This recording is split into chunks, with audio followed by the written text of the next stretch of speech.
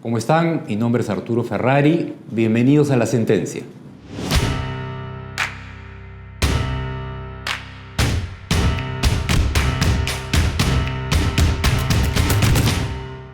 En esta oportunidad nos vamos a ocupar de una sentencia del Tribunal Constitucional que es de abril del 2012. ¿De qué trata esta sentencia? Fue a raíz de una demanda, voy a leerlo, de inconstitucionalidad interpuesta por el fiscal de la Nación contra una ordenanza regional del 2011 que declaraba inviable el proyecto minero Conga.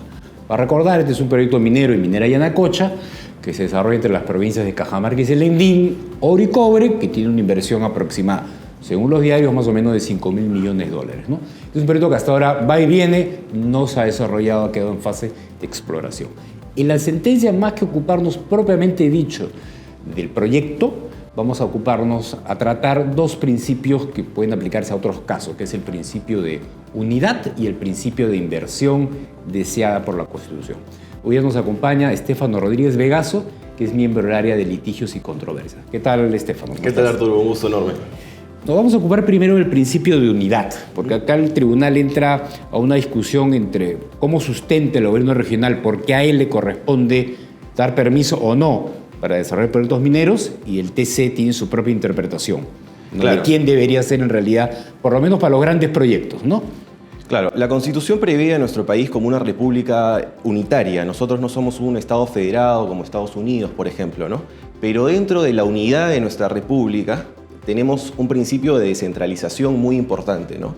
Pero existen competencias, algunas que son únicas y excluyentes del gobierno central y otras que son compartidas con gobiernos regionales, ¿no?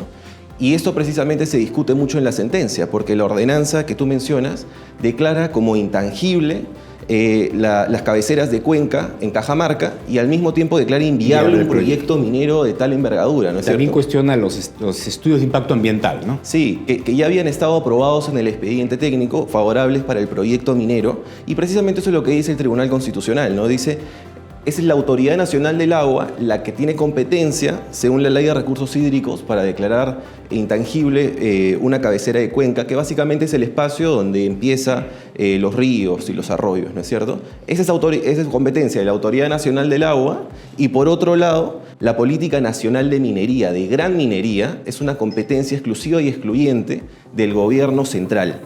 Y la pequeña minería, minería artesanal y el combatir la minería informal es una competencia compartida entre el gobierno central y el gobierno regional, ¿no? Este es un conflicto de competencia, según el TC, ¿no? Claro, la demanda se plantea como una demanda de inconstitucionalidad, pero claro, la discusión era un tema competencial más que todo, ¿no?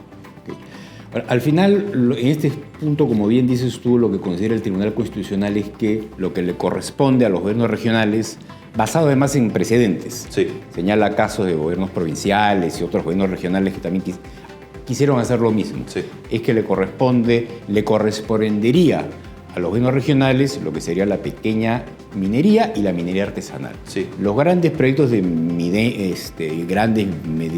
grandes proyectos y medianos quedaría para el gobierno central, ¿no? Claro. Hay todo un andamiaje jurídico que explica la sentencia, que es bastante convincente, me parece, Sí. ¿no? Para indicar que a eso le corresponde al Estado, ¿no? Sí, el plan del Estado respecto a la minería debe ser diseñado por el gobierno central.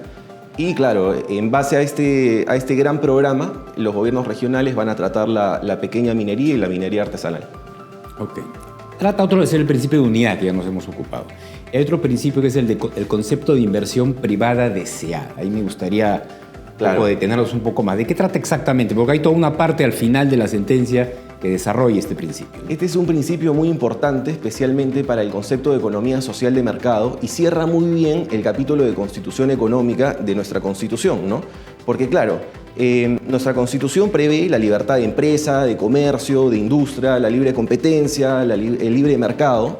Es una Constitución bastante garantista, pero no debemos olvidarnos que vivimos en una economía social de mercado, y por tanto es la persona humana y su bien común el fin supremo del Estado, según el artículo 1 de la Constitución, Y además, el rol subsidiario del Estado en la economía debe ser precisamente para garantizar todo esto que he mencionado. Incluso, disculpa que te interrumpa, hay una definición de economía social de mercado que trae la sentencia, que dice condiciona la participación de los grupos económicos en armonía con el bien común y el respeto al interés general, ¿no? Tal cual. Estableciendo límites. Sí, tal cual. Y precisamente para nosotros llegar a ese bien común es que el Estado dice, nosotros protegemos la inversión, pero ¿qué tipo de inversión?